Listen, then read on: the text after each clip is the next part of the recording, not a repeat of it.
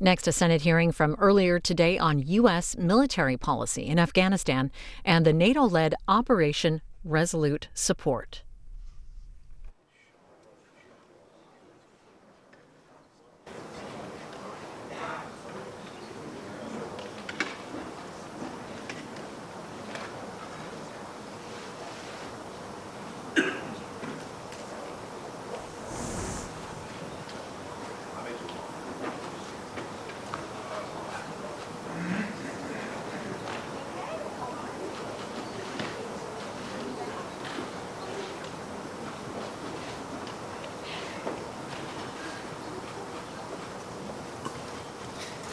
Well, good morning. The Senate Armed Services Committee meets this morning to receive testimony on the situation in Afghanistan, and I'm pleased to welcome General John Nicholson back to the committee. We thank you for your many years of distinguished service and your leadership of U.S. and allied forces in Afghanistan at a critical time. And we would ask you to relay to the brave men and women fighting under your command how appreciative and how proud we are of their service. America has been at war in Afghanistan for more than a decade and a half, but it's always worth remembering that American forces went to Afghanistan because that was where, under the sanctuary of the Taliban regime, al-Qaeda planned and trained for the September 11th attacks that killed 3,000 innocent civilians on American soil. Our mission was to ensure that Afghanistan would never again be a safe haven for al-Qaeda or other terrorist groups to attack America or our allies and partners. That mission has been successful for 15 years, but it's not over. American forces are carrying out that mission today by performing two critical tasks: counterterrorism and training, advising and assisting our Afghan partners. Both of these tasks are vital to achieving our strategic goals and protecting our homeland. We're taking the fight to America's enemies in Afghanistan while at the same time building a sustainable Afghan security forces that can stand on its own, take on violent extremists, and deny terrorists safe haven in their country. Unfortunately, in recent years, we've tied the hands of our military in Afghanistan, and instead of trying to win, we settle for just trying not to lose. Time and again, we saw troop withdrawals that seemed to have a lot more to do with American politics than conditions on the ground in Afghanistan. The fixation with the so-called, quote, force management levels in Afghanistan, as well as in Iraq and Syria, seemed far more about measuring troop levels than measuring success. Authorities were also tightly restricted. Until last summer, our military was prohibited from targeting the Taliban, except in the most extreme circumstances, taking the pressure off the militants and allowing them to rebuild and reattack. Indeed, while we were fighting ISIS in Syria and Iraq, authorities in Afghanistan were so restrictive that it took an entire year before American forces were finally given authority to strike ISIS fighters in Afghanistan. In short, for too long, our strategy in Afghanistan has been don't lose. Meanwhile, the risk to American and Afghan forces has only grown worse as the terrorist threat has intensified. The Taliban has grown more lethal, expanded its territorial control, and inflicted heavy casualties on Afghan forces. In October, the Taliban launched multiple concurrent offensives that seriously threatened 4 provincial capitals. While Afghan forces, with U.S. support, successfully defended those capitals, the Taliban seized the initiative, kept the pressure on Afghan forces, and captured new ground. In Afghanistan, as we have seen elsewhere around the world, as America has pulled back, vacuums have opened up and been filled by more of our enemies. Al-Qaeda and the Haqqani network continue to threaten our interests in Afghanistan and beyond. ISIS is trying to carve out another safe haven from which it can plan and execute attacks. Iran is reportedly arming and funding the Taliban. And as if the situation were not complicated enough, Russia is now meddling in Afghanistan in an apparent attempt to prop up the Taliban and undermine the United States. I want to stress an important point. Afghans are in the fight. They're not looking to us or anyone else to do their fighting for them. They are proud people who want to defend their own country, and they're taking significant casualties. At the same time, They want and need our continued assistance. It is in our national interest to help our Afghan partners become capable of standing on their own, defending their own country, and defeating our common enemies with less and less assistance. Securing Afghanistan and preventing another attack on our homeland requires the right number of people in the right places with the right authorities and the right capabilities. This new administration has the opportunity to turn the page and finally give our commanders the resources and authorities they need to seize the initiative and force the enemy to react instead of the other way around. This will likely require additional U.S. and coalition forces and more flexible authorities, and it will require sustained support to the Afghan security forces as they develop key enabling capabilities, including intelligence, logistics, special forces, airlift, and close air support.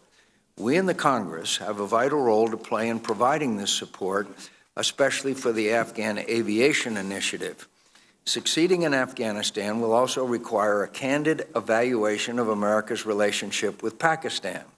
Thousands of Pakistanis have served and sacrificed in the fight against our common terrorist enemies. Many gave their lives in recent counterterrorism operations in North Waziristan.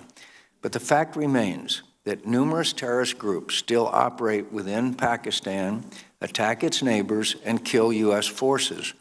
Put simply, our mission in Afghanistan is immeasurably more difficult, if not impossible, while our enemies possess a safe haven in Pakistan. These sanctuaries must be eliminated, as Pakistani leaders have committed to doing. The new administration must work with the Congress to determine what additional actions are necessary to ensure that the enemies we continue to fight in Afghanistan can find no quarter in Pakistan or in any other country. America has been at war in Afghanistan for 15 years. Weary as some Americans may be of this long conflict, it's imperative that we see our mission through to success. We have seen what happens when we fail to be vigilant. The threats we face are real and the stakes are high, not just for the lives of the Afghan people and the stability of the region, but for America's national security. Senator Reid. Well, thank you very much, Mr. Chairman. I'd like to join you in welcoming General Nicholson. Thank you, General, for your service and for your presence here today. As General Nicholson often points out, Afghanistan and the Pakistan area is home to the highest concentration of designated terrorist organizations in the world. And given this context, it is important that the United States, in conjunction with NATO and our other allies, continue our commitment to the security and stability of Afghanistan. Furthermore, Pakistani support for extremist groups operating in Afghanistan, whether it is passive or deliberate, must end if we and Afghanistan are to achieve necessary levels of security.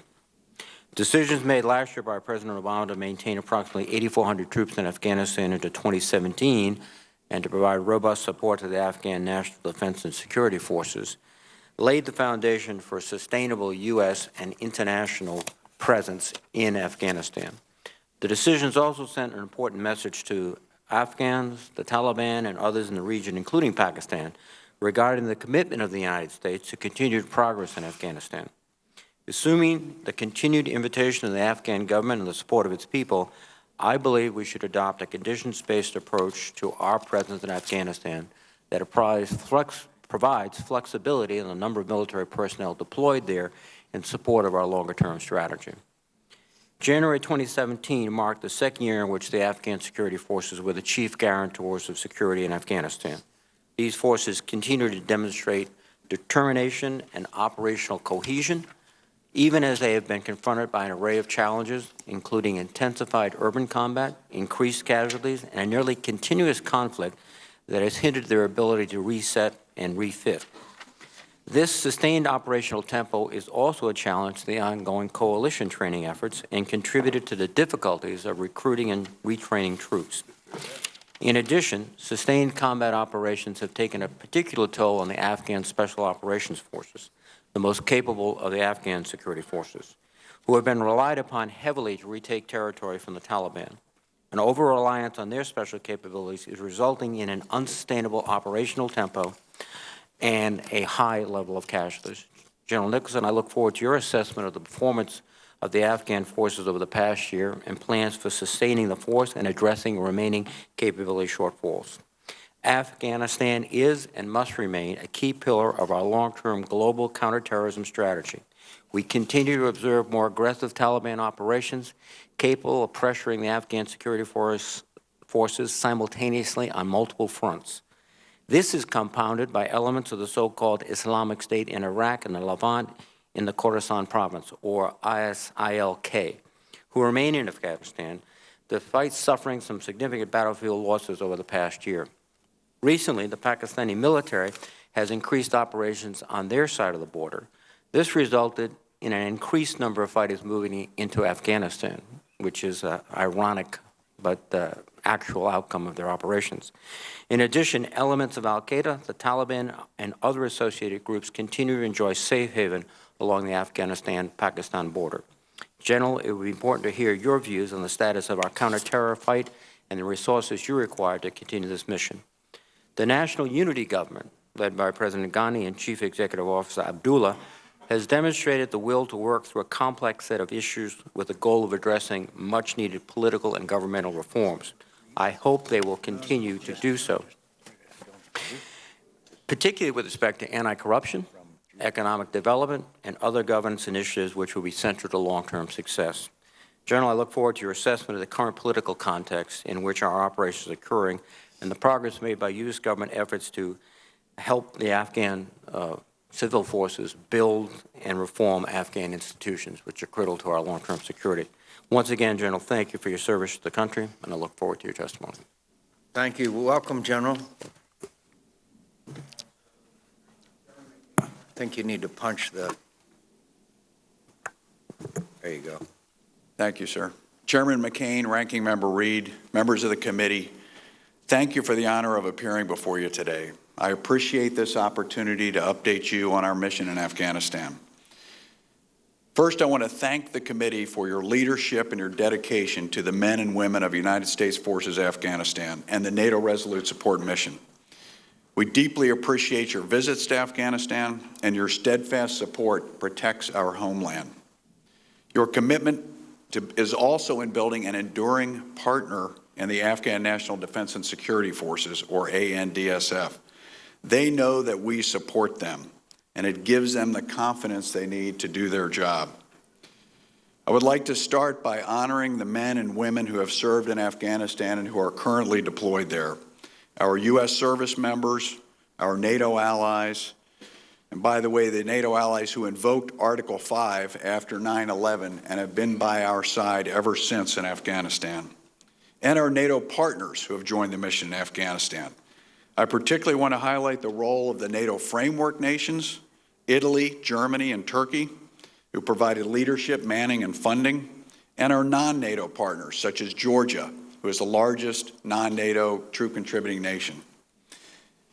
We should also remember that as we sit here today, 5 Americans and 2 citizens from our coalition partners are being held hostage at unknown locations in the AfPak region by members of the Taliban-aligned Haqqani network. I would also like to highlight the case of Dr. Shakil Afridi, who's been unjustly imprisoned. I want to acknowledge the brave men and women of the Afghan security forces and the people of Afghanistan who are fighting for a secure and stable country. The success of our mission depends on their courage, determination, and sacrifice. We especially remember those who have made the ultimate sacrifice for our country and Afghanistan. Their strength and the strength of their families inspires us to do our jobs, and our pledge is that we will deliver on their sacrifice. Our main objective in Afghanistan is to prevent our country from being used prevent this country from being used as a safe haven for terrorists to attack the United States and our allies.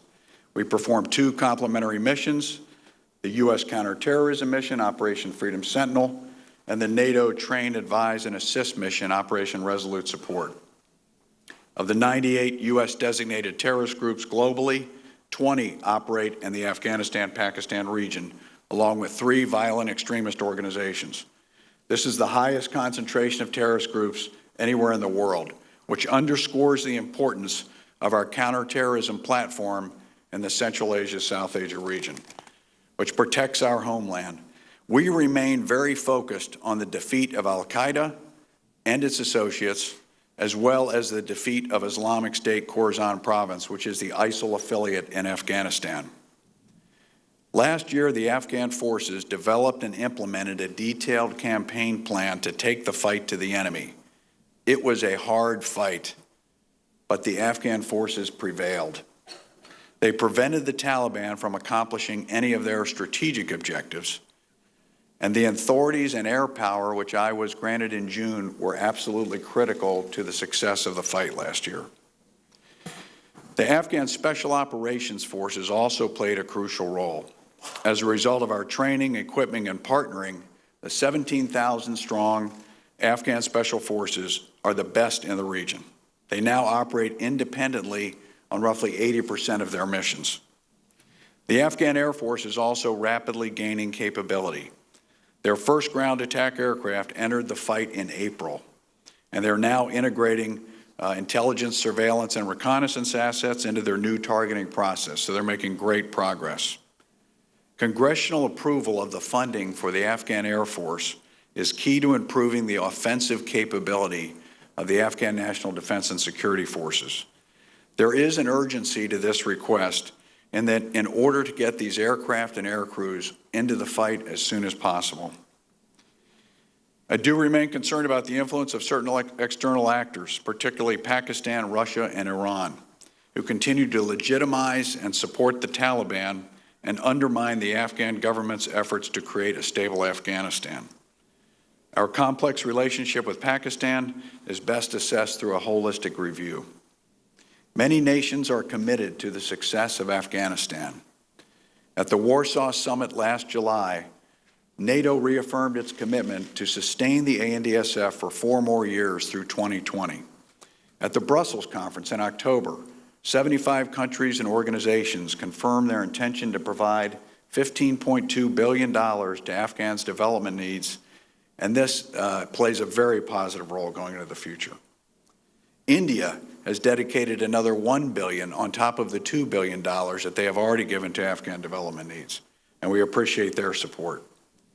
These expressions of international commitment reflect the importance which the world places on stability in Afghanistan and in confidence in the Afghan people and Afghan government. The Afghan security forces fought bravely in 2016. They will do the same this year and in the years ahead. The Afghan people have confidence in their security services, and they do not want the Taliban to return. They know all too well what that means. We have an exceptional partnership with President Ghani, Chief Executive Abdullah, the security forces, and the people of Afghanistan. President Ghani is making bold reforms and implementing anti-corruption measures to professionalize and improve the Afghan security forces. The government of Afghanistan is committed to achieving peace through reconciliation. However, so long as external support and safe haven persist, the path to reconciliation will be extremely difficult. Afghanistan wants peace, and we hope that their neighbors realize that their best interests are also served by a peaceful and prosperous Afghanistan. Mr. Chairman, committee members, it's a privilege to appear before you, and I look forward to answering your questions. Thank you very much, General. In your overall commander's assessment, are we winning or losing? Mr. Chairman, I believe we're in a stalemate. Thank you. And of course, our Afghan partners have been sustaining very significant losses, and I'm not sure that's sustainable, the level of losses that the ANA is experiencing. And Mr. Chairman, we're very concerned about the level of losses. The current recruitment replaces the level of losses that they're experiencing. However, it does not allow them to get to their full authorized strength, which they are below. According to the IG,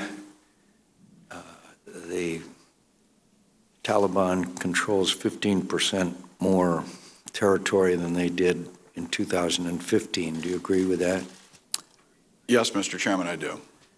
As you know, and the committee knows, 8,400 U.S. troops and 5,000 coalition troops. That's 13,300. And I'm fully aware, General, I know members are, that numbers are just one parameter. It's what they do, how they're equipped, and all that. But it is an important parameter. How many more do you need to get this stalemate reversed? Mr. Chairman, I have adequate resourcing in my counterterrorism mission. In my train, advise, and assist mission, however, we have a shortfall of a few thousand. And this is in the NATO train, advise, assist mission. So this can come from the U.S. and its allies. It's of concern, shouldn't it be, to all of us that you now have Russia, Iran, and al-Qaeda now playing significant roles, some one more than the other, but that wasn't the case a couple of years ago, was it? Mr. Chairman, I agree there have been an increase in external actors interfering in the Afghan attainment of peace and stability. And the Russian involvement? The Russian involvement this year has become more difficult. First, they have begun to publicly legitimize the Taliban. This narrative that they promote is that the Taliban are fighting Islamic State and the Afghan government is not fighting Islamic State, and that therefore there could be a spillover of this group into the region. This is a false narrative. The Afghan government, along with U.S. counterterrorism forces, are successfully fighting against Islamic State in Afghanistan. In this year alone, we have reduced their fighters by half, their territory by 2/3. We've killed their leader, in fact, their top 12 leaders, and continue to disrupt their operations. And what's your view of what we need to do concerning the safe haven issue in Pakistan? Sir, it's very difficult to succeed on the battlefield when your enemy enjoys external support and safe haven. I think we need to continue to work closely with Pakistan. And they did some good work in North Waziristan, right? They did, sir, and we have great respect for the operation they conducted in Waziristan. It was a very large and significant operation, and they suffered heavy casualties. But the problem is the Haqqani network, especially in places like Quetta? Sir, that's correct. We still have enemy sanctuary in areas like Quetta, as you mentioned, with the Taliban leadership, and other cities within the tribal areas for the Haqqani leadership. And recently, have your rules of engagement been to the point where you have a greater ability to combat the enemy? So the rules of engagement I gained in June were instrumental to our success this year. They clearly helped us throughout the year. These rules of engagement or authorities involve the use of U.S. combat enablers, most notably air power, in support of Afghan security forces and their campaign. As you pointed out in your opening statement, the Afghans want to fight for themselves, Absolutely. Right? They don't want us to go in and fight for them. Right. And so, but if they're going to be effective, they need the kind of assistance and capability, including, you might mention, air capability that we're now training them for. For example, I'm proud that many of them are training in F-16s in Tucson, Arizona. But isn't their air capability an important component of their capability of assuming the responsibilities from us? Yes, Mr. Chairman. If I may elaborate on that just a little bit. Offensive capability is what will break the stalemate in Afghanistan. The key offensive capabilities in the Afghan security forces are their special forces and their air force. This investment, which we are requesting in the Afghan Air Force, will help them, as you mentioned, to take over responsibility for their own close air support. And even more importantly, this then will lead to an offensive capability that allows them to overmatch the Taliban or any other group on the battlefield anywhere around the country. And it might be nice if they could come to the United States to train. Yes, sir, and they look forward to this. Which they are not allowed to do at the moment. Senator Reid. Thank you very much, Mr. Chairman, and thank you, General, again for your service. And please relay our thanks and gratitude to the men and women that you lead. I will, sir. Not only U.S. forces, but NATO forces. Thank you, sir. You're have stated that your counterterrorism platform, both personnel and equipment, is more than adequate for the task. Is that your view? That's correct, Senator. We have adequate resources. And I would add, when we need to do additional operations, we can surge assets into the country, and this is why it's adequate. General Votel and General Thomas from Central Command and Special Operations Command have the ability to move assets in coordination with the department, and so this has proven to be a successful tactic. Very good. So the need for more manpower is on the train, advise, and assist area. Yes, sir. At this juncture, you are operating at the corps level? That's correct, Senator. Some exceptions? Are there any exceptions? Senator, in the last summer, since we gained the new authorities in June, we began developing what we called expeditionary advising packages, which we would push down below the corps level. Now, this was something we put together based on the authorities and approved quite successful last year. But we would like to be able to advise below the corps level. This is something that NATO has agreed to in our guidance. It's strictly a question of manning at this point. So that you would be able to essentially have more of these teams below the corps level? Yes, sir. At battalion level, but not down at the individual company platoon level, certainly. Sir, it would most likely be at the brigade level, but we think that would be adequate for what we need to do. And our NATO allies are prepared to help out, too, in terms of bulking up these forces? Sir, I'd use as an example our German allies developed an expeditionary advising package that they placed in Kunduz last year.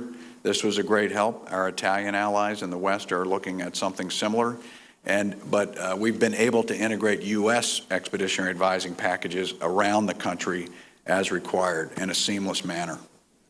Both the chairman, myself, and you in your opening statements have commented on the criticality of dealing with Pakistan, and it is a very complicated situation. As you've pointed out, they have conducted very serious and very credible operations. They've sustained casualties, but on the other hand, they seem at times, particularly ISI, their intelligence service, to be aiding and assisting Haqqani Network and others. You have had some dealings with the new Chief of Staff of the Army. I don't know if you have any dealings with the new head of ISI, but does it make sense to focus our persuasive efforts on not the overall country, but on specific sub-elements within Pakistan? Sir, I have great respect for the Pakistan military and its leaders. I'm developing I believe, a positive and constructive relationship with General Bajwa and his team. And again, we have great respect for the operations they've conducted in the Fatah. As both you and the chairman have mentioned, the Pakistan people have also suffered from the scourge of terrorism. And I quite sincerely want to eliminate those terrorists that are attacking their society. If I may, I'd like to highlight one example. This year, U.S. counterterrorism efforts killed someone named Omar Khalifa. Omar Khalifa was the head of the Tareki Gidar group who perpetuated the horrendous attack on the Peshawar Army School. This was the attack which killed over 130 children in Peshawar, and was the 2-year commemoration occurred in December. So this is an example of how the United States is working with Pakistan against our common enemies. We also, in a raid this year in eastern Afghanistan, liberated the son of the former Pakistani Prime Minister. His name was Haider Gilani, and returned him to his family in Pakistan. So I highlight these as examples of how the U.S. is working with Pakistan against common enemies. But we need to improve in the areas that you mentioned. We need to improve the pressure applied on the Haqqanis and the Taliban on the Pakistan side of the border. Again, General, thank you for your service, and continue to look forward to your continued service. Thank you. Thank you, Senator. Senator Reinhardt. Thank you, Mr. Chairman. I mentioned 3 things when you were generous enough to come to the office, and we have a nice visit. And I want to just 2 of the things have been really responded to, and so I won't bring them up. One was, of course, the fact that the Afghan Security Force districts that they control has gone down to 57% from the 72%, which you did respond to in the chairman's questions. The second thing, which you pretty much answered, is the talking about the troop levels. Except, as it is right now, we have about 8,500 of our guys over there. Yes, sir. And about 12,500 total. Yes, sir. And when you said a minute ago that the shortfall is a few thousand, is that we need to correct in order to accomplish what we're trying to accomplish right now? When you say a few thousand, would that be referring to ours or to the total allies and the total figure? Sir, this is in the area of the Train, Advise, Assist mission, which is a NATO mission. So these contributions could come from our allies as well as the United States. We have identified the requirement and the desire to advise below the core level. So these additional forces would enable us to thicken our advisory effort across the Afghan ministries and do more advising below the core level. So this is an area that I am currently in discussion with my chain of command, with General Votel, General Scaparrotti, Chairman Dunford, Secretary Mattis. And I know that in the coming weeks, when Secretary Mattis has a chance to attend the defense ministerials next week and consult with allies and visit the theater, then we're going to be able to discuss this in greater detail. Okay, that clarification is good. I think it's necessary because the media will be covering this. We want to make sure they know what we're talking about here. Thank you, sir. Now, the main thing I wanted to cover, and it's one that is, you know, we have these meetings. We have private meetings with you and all the great people that we're depending on, and I'm very proud of all of you and what is going on. We have that opportunity. You also have the opportunity to consult with us because we have a little closer contact with the people out there who are paying for all this stuff. Yes, sir. And one of the problems that we have is even in my state of Oklahoma, I'll go back and they'll talk about, all right, we've been there 15 years now, we've been doing this. Yes, sir. Why is it worth all of that? The strongest thing that I can say is something I honestly believe in my heart, and that is if we don't do it over there, it's going to be done in the homeland. You addressed this in your written statement. When you said your predecessor, General Campbell, said if we don't stay engaged here to build the Afghans' capacity to fight this threat, keep the sanctuary down, it's coming back to our homeland. Then you re-emphasized that in your opening statement. Now, what I'd like to do is, I think it's worth getting into the record here as to how this might affect something on our homeland. We understand this. We've gotten a lot of things in confidential briefings, but I think it's very important for the country to know that. Any comments you can make on any specifics? I know that when you had the death of, that they had actually had plans for an attack on the mainland. Can you comment on that? Yes, Senator, thank you. And thank you for the opportunity to articulate this. We believe, as we said, that our operations in Afghanistan directly protect the homeland. The individual you're referring to is named Farouk al-Qatari. Yes, yes, sir. We killed him on October the 23rd in eastern Afghanistan in a remote area of Kunar province. Farouk al-Qatari was the external operations director for al-Qaeda. He was involved in plotting against the U.S. homeland. So this is one example, without getting into classified details, of a specific terrorist operating in Afghanistan who was involved in plotting against the U.S. homeland. More importantly, his organization, al-Qaeda, and its affiliates have been severely attrited and degraded, as you know, and our objective is to destroy them in Afghanistan.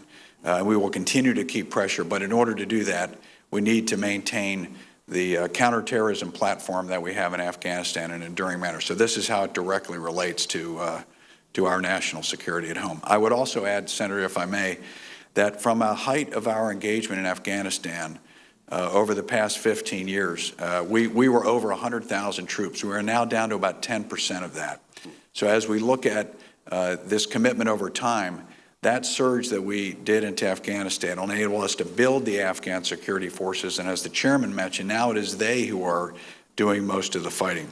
From the height of our assistance to the Afghan security forces was 10 to 12 billion in those years that we were building. We're now down to about 3.5 billion for the Afghan security forces fund with additional funds to support our troops. So there has been a reduction in the overall cost of this mission. Yeah, and I appreciate that. My time has expired, but it's the homeland connection that we need to be armed with. You've done a very good job. Thank you. Thank you, Senator. Senator Warren.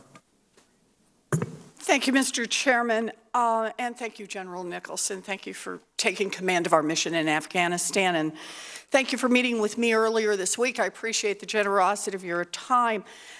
We officially ended our combat mission in Afghanistan at the end of 2014, but obviously we still maintain a substantial presence there. And one of our primary objectives in Afghanistan is to help build and sustain the capacity of the Afghan National Defense and Security Forces to secure their own country, as you've discussed. And that includes paying salaries for Afghan personnel. Now, I understand why this kind of support is powerfully important when you're trying to build a local force. But in a report issued last month identifying the greatest threats to the success of our mission, the Special Inspector General for Afghanistan Reconstruction repeated the nagging problem of salaries being paid to non-existent or so-called ghost soldiers and ghost police officers. To succeed, I understand that the Afghan forces must be trained and capable, but above all, they must be fully manned. There must actually be people there. And although they're authorized at 352,000, report tens of thousands of those ghost personnel who are getting salaries and included in those numbers. So that means the strength of the Afghan forces must be substantially less. It's dangerous for our troops, obviously, damaging to the missions. It's also just plain old corruption, and the American taxpayers are footing the bill. General, I know that you recently identified corruption as a serious problem that you wanted to tackle, one of the biggest challenges facing the Afghan security forces. And so I wondered, could you just speak to the question of how we're helping the Afghan ministries of defense and interior develop a fully operational system to help eliminate this problem? Thank you, Senator, for highlighting this issue. And it is a critical issue. In fact, as we looked at the high casualty rates last year, the principal causes that we identified were, number one, failures in leadership on the battlefield. The second was corruption, as you've highlighted. So the corruption primarily has occurred in the pay system and the personnel system, as you've highlighted, ma'am, and also in the supply system. The third factor of high casualties was tactics, and primarily the reduction of the checkpoints out there, the isolated checkpoints that become more vulnerable to attack. So back to the point of corruption, how to improve this. And this is where in my opening statement I commented on President Ghani's courage in going after this. So we have done a number of things. On the specific issue of ghost soldiers, you're correct. We believe there are some tens of thousands fewer soldiers in the field than have been reported. And we work closely with the CGAR on this going forward and with the government of Afghanistan. So specifically this year, in response to this problem, we have issued a letter to the Afghan government advising them that we are withholding the funding for those soldiers who we cannot biometrically account for. So the biometric enrollment of soldiers creates an identity in the system that is hard to fake, basically. Whereas previously, we paid based upon the number that they stated that they had. So the biometric enrollment is ongoing, and we look to have that complete in the next 4 to 5 months. And that but then we will give them the money for those soldiers who are actually biometrically enrolled. We've additionally asked for capabilities to better follow our money through the Afghan ministries, to follow the money, ensure it's not being inappropriately diverted, so we can be good stewards of our taxpayer resources. Good. Thank you very much, General. You know, we've been in Afghanistan for 15 years. We've spent $117 billion in American taxpayer funds. And according to the Special Inspector General, we're spending $13 million every day to be in Afghanistan, $13 million. More than 2,000 American service members have made the ultimate sacrifice there. More than 8,400 American service members are there today, along with thousands of diplomatic personnel and contractors. Our military and it cannot and should not be in Afghanistan forever. Our end goal must be to help Afghanistan build a self-sustaining force that's capable of securing the country so our U.S. troops can come home. And I appreciate your work in this direction. Thank you, General. Thank you, Senator. Thank you, Mr. Chairman. Thank you, Mr. Chairman. Thank you, General, for your service, and thank you for the service of those that you command. It is appreciated by everyone in this country. When you and I had our conversation in my office, we talked about possible additional capabilities that you would need.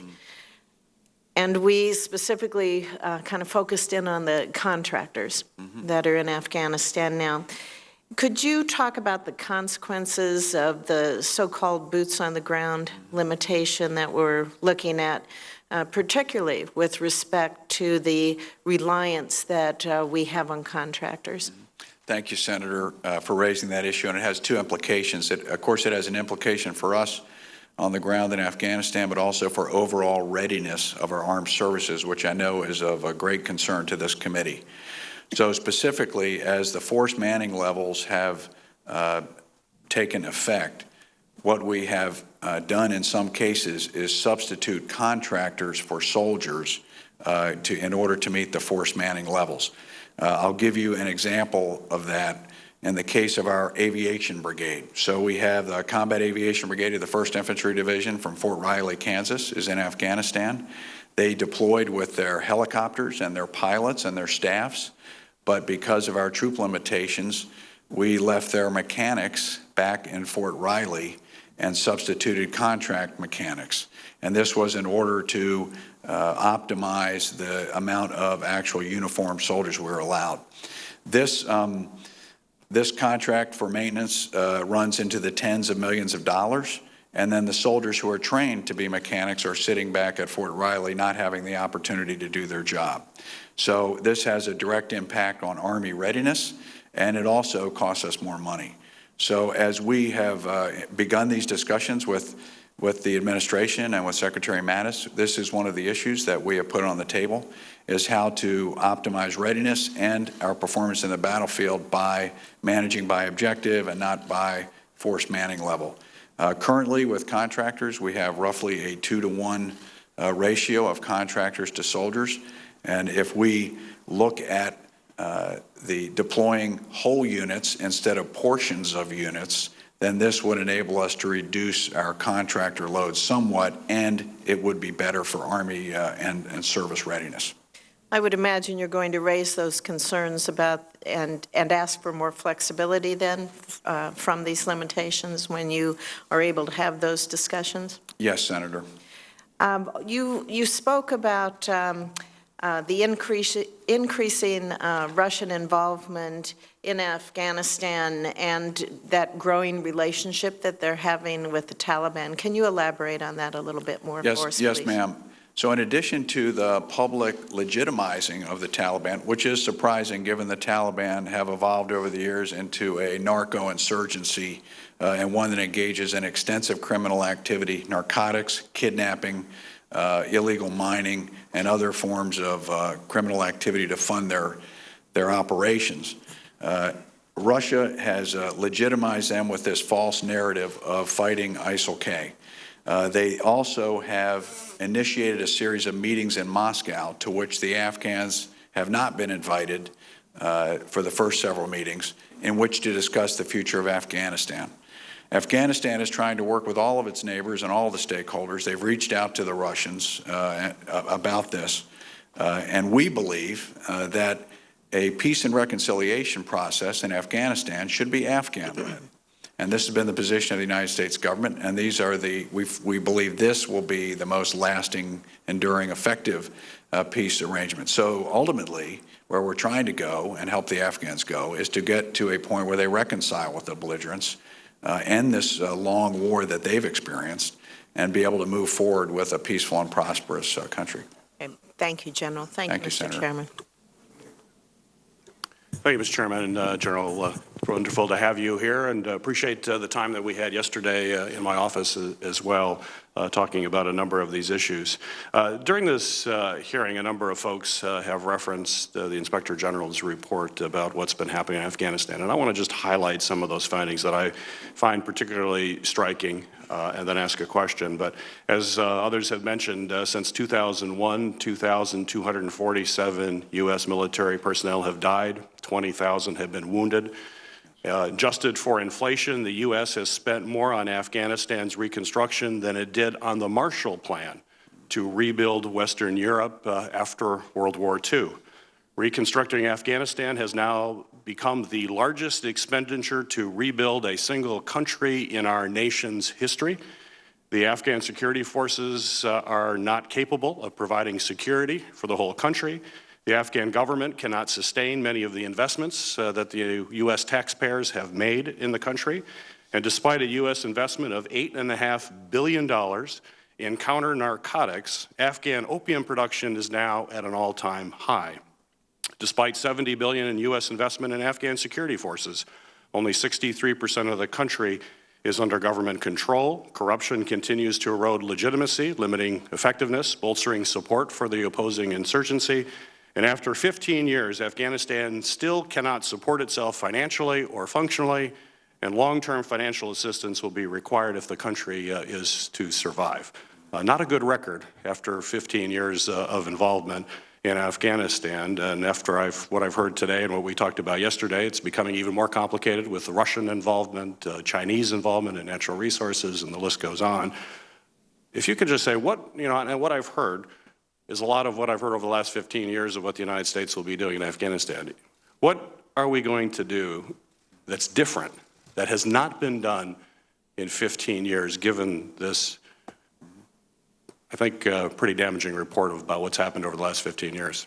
Thank you, Senator, and I appreciate the reviewing this and the chance to talk about President Ghani's plan for the way ahead. So one of the, and I acknowledge and again express our appreciation for the great support from this body to sustain this effort. Our number one objective has been to protect the homeland, and we have not had another attack on the homeland from Afghanistan in the 15 years that we have been there. So I'd say that's point number one. As I mentioned before, so I acknowledge fully the significant sunk cost that we have made in Afghanistan. I would mention that we now are at about 10% of what we once were in terms of troop commitment, and have reduced those other expenditures significantly. Yes, the problems persist, and I don't want to in any way minimize those.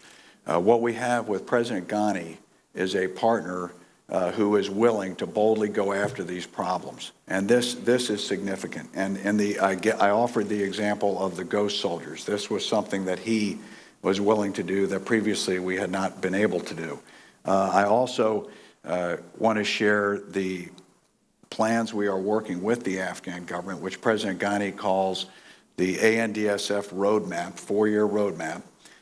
After the Warsaw Summit this summer in July of 16, when the Allies granted 4 more years of commitment to Afghanistan, President Ghani sat down with his team and us to say, how are we going to achieve success in the next 4 years?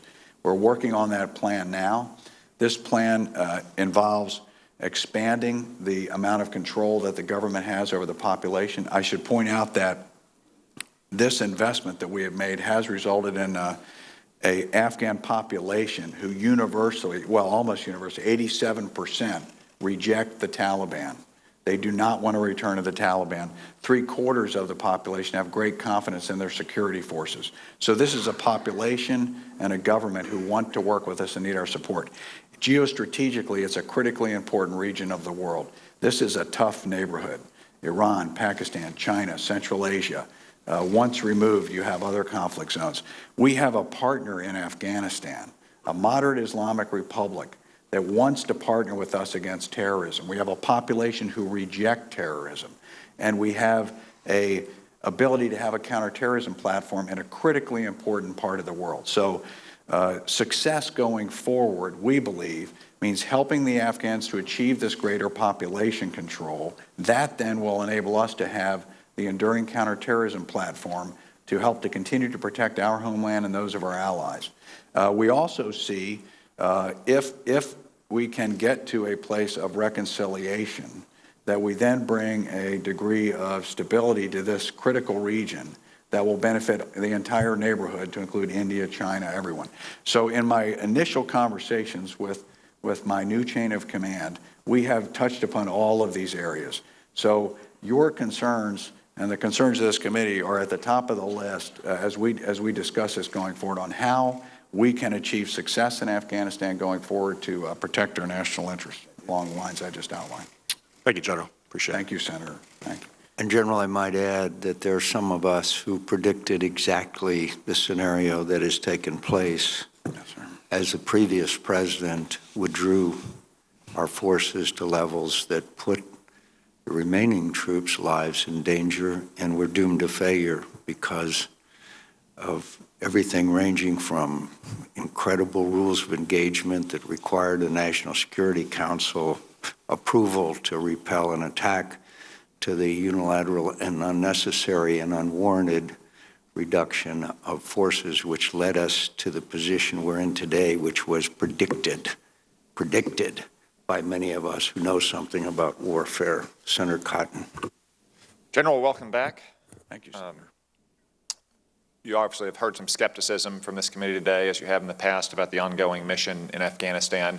We have accomplished a lot of things there that benefit the Afghan people. You know, they're safer. They have more GDP per capita. They have better education, especially for girls. Those are all great things. We have to worry more, though, about the safety and the prosperity and the education of the American people.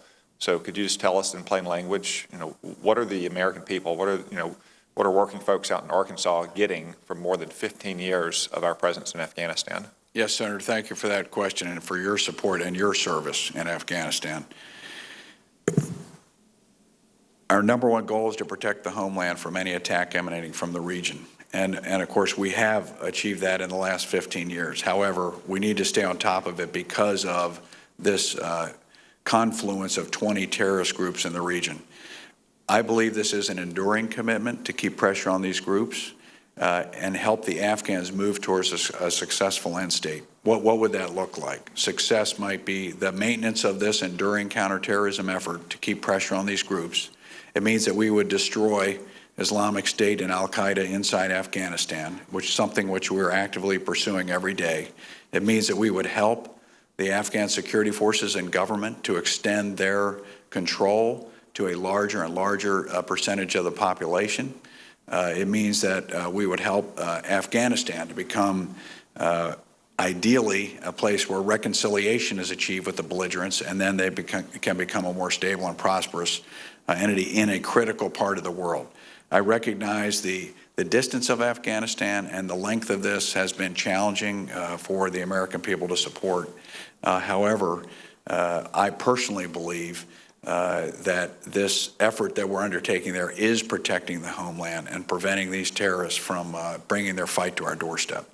If the United States just said, we've had enough, 15 years is long enough, let's just roll up our operation there and come home, do you think that we would face the risk of an attack planned and directed from Afghanistan? Yes, Senator, definitely. That's a pretty big success then in our 15 years of operations there. Yes, Senator. A year ago, your predecessor, General Campbell, testified about his concern of the role Iran was playing in Afghanistan.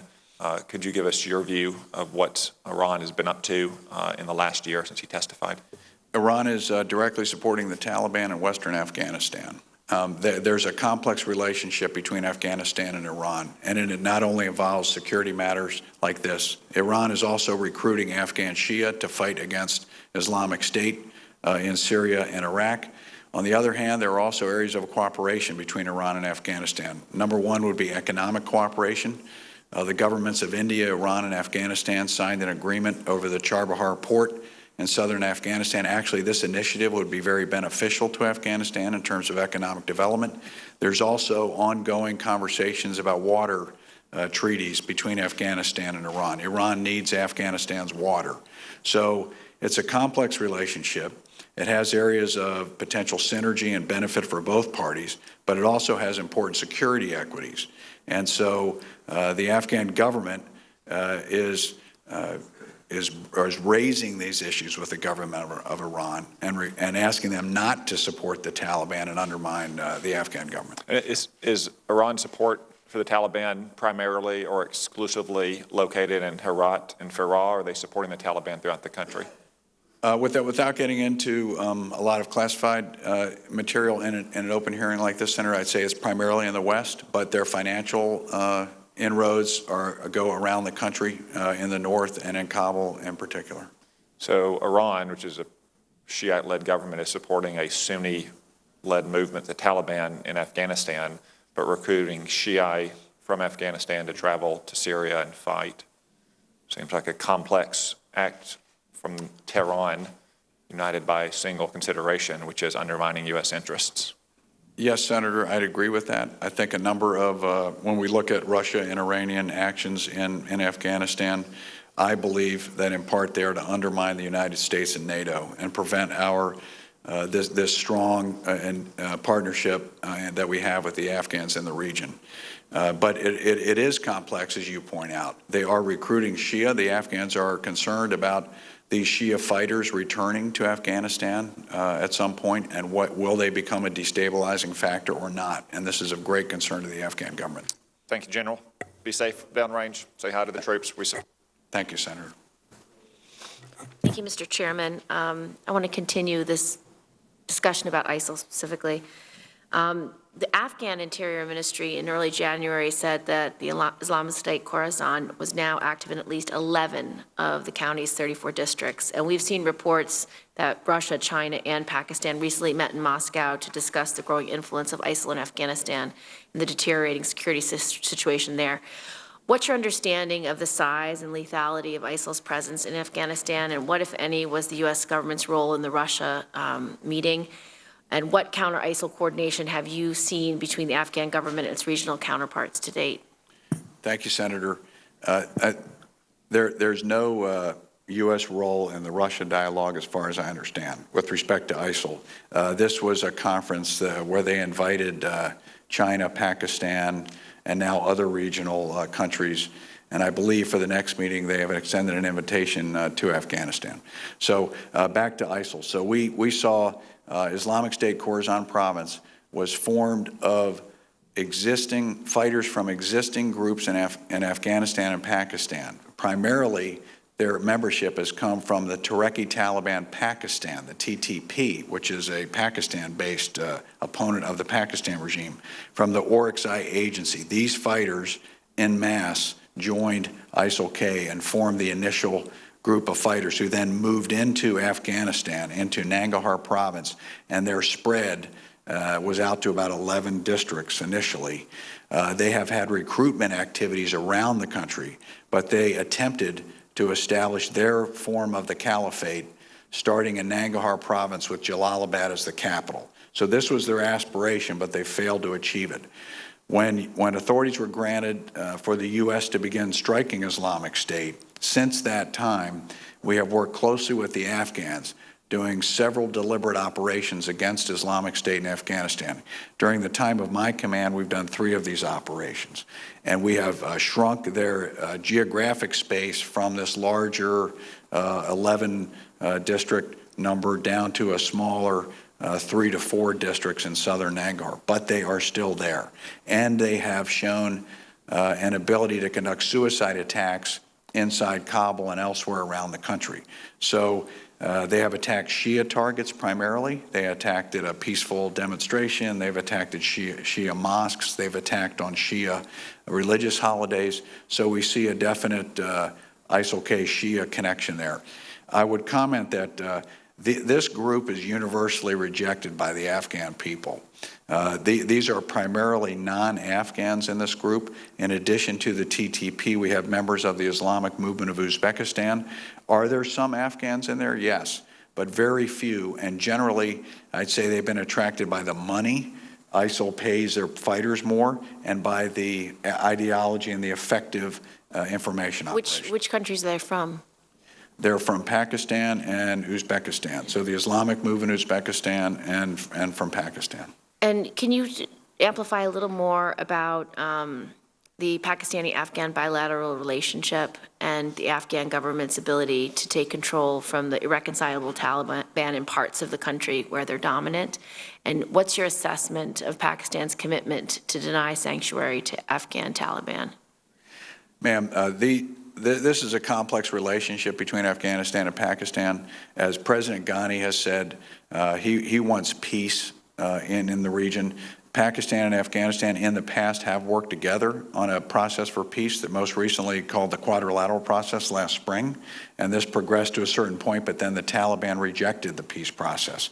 I think at that point, we were working very closely with Pakistan, the United States, China, Afghanistan, Pakistan working together on this process, and since then we've lost ground.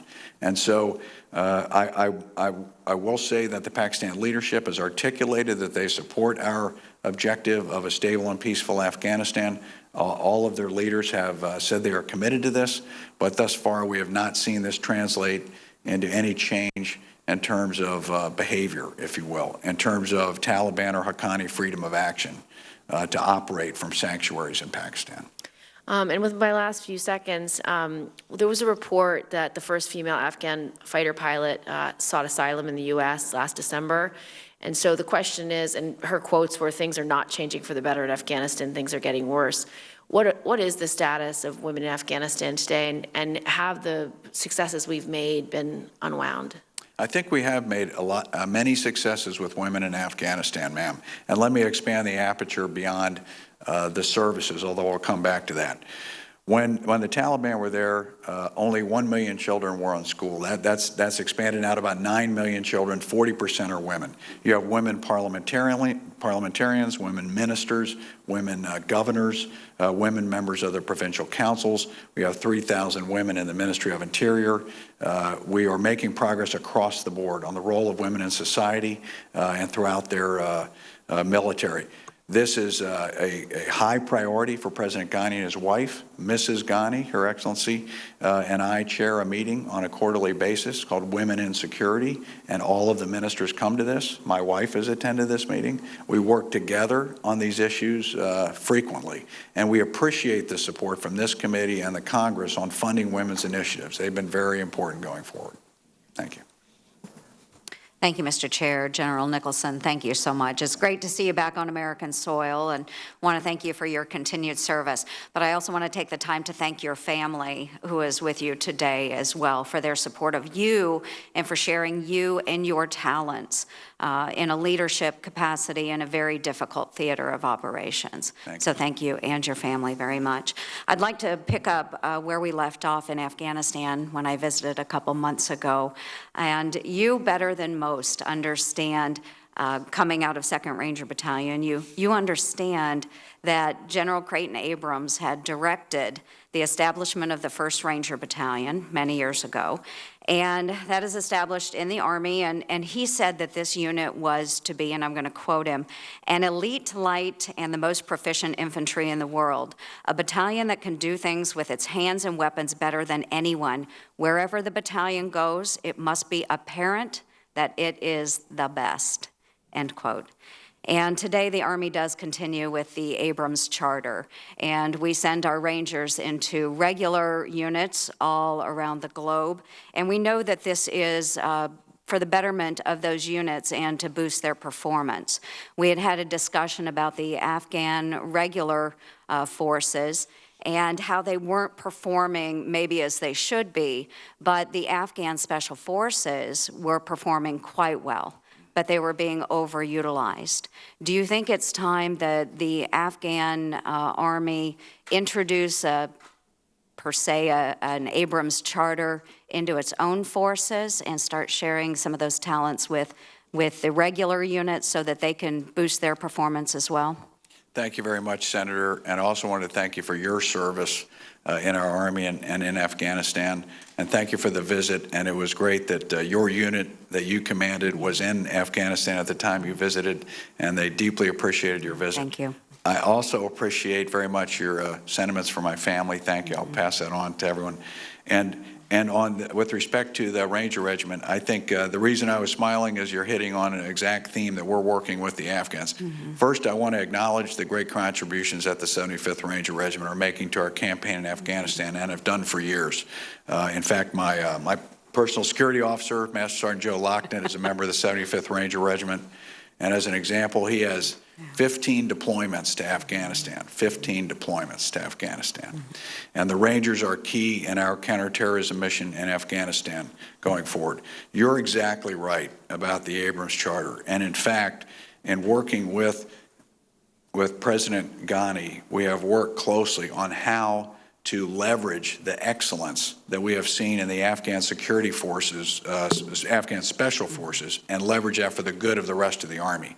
So one of the hallmarks of the 4-year roadmap, which we are working together on, is to increase the size of the Afghan special forces because these units have proven so effective on the battlefield. So we can't produce these units overnight. As you well know, ma'am, it takes years to grow a special operations soldier, a ranger, a commando.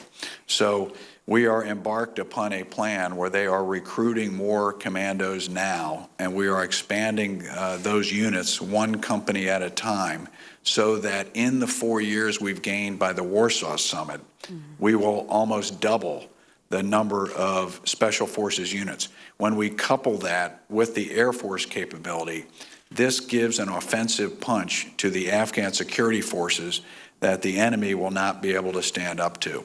So the nucleus of special forces will provide the offensive capability to the Afghan army to enable it to expand, to break the stalemate and expand their control over the country. Very good. I'm glad to hear that.